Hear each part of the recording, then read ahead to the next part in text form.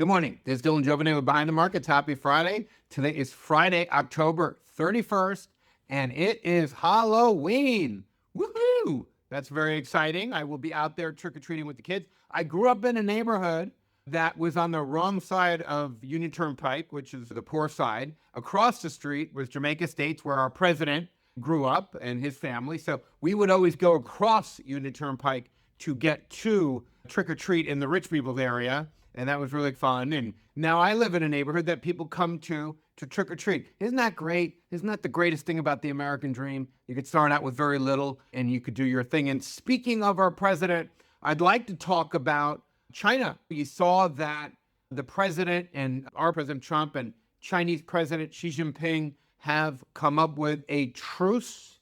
It is a 1-year trade truce. And make no mistake about it, this is a financial war that happened. Leading up to this meeting, they were talking about it like there was going to be some big, beautiful breakthrough. But look, we still see both sides are trying to get the high ground. It's really interesting. And our President Trump, well, actually Biden locked down semiconductor restrictions because the Chinese side, they really want these Nvidia chips. That's what they really want. The Blackwell, the most advanced Nvidia chips. That's what they want. The Biden administration blocked them from getting them, blocked them from getting Nvidia's most advanced chips, the H20. At the time, now the Blackwells are also blocked. And China, in response, basically blocked us from getting rare earth, applying their leverage. So what we do know about this right here, this deal, here's what we know so far. We know that they are going to pause export controls. They're going to lower the tariffs on fentanyl. China has promised to crack down on fentanyl.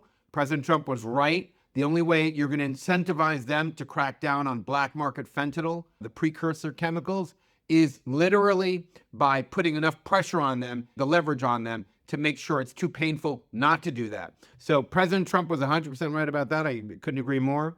Also, they're going to stop tariffs on each other's ships, which impacts China a lot more. The President Trump said it was an amazing meeting on a scale of 0 to 10, with 10 being the best, a meeting with a 12.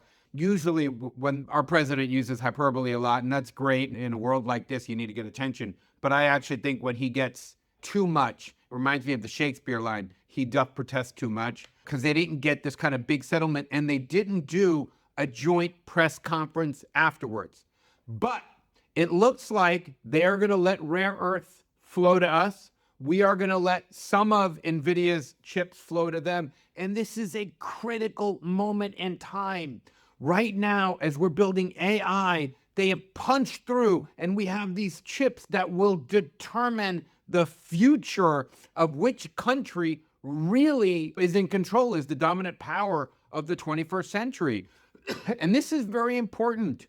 Do you want your kids living in a world that is basically controlled by China and its proxies? No.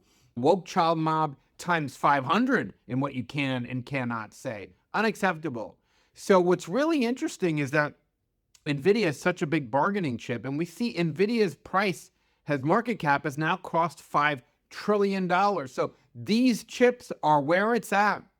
And what's of particular note is that Nvidia has a secret partner that supplies a key part of their architecture for these chips, the CPUs. And that company, we've watched Nvidia's stock rise, but that company is marching higher too. And they just signed a deal with Qualcomm for Qualcomm's new chips. They're going to be creating new AI chips. And the same company that helps Nvidia with their AI chips is now going in to help Qualcomm, and will be helping a lot of these companies run on their stuff. Very exciting time to be alive, to be part of this great power competition. And Nvidia is at the center of it.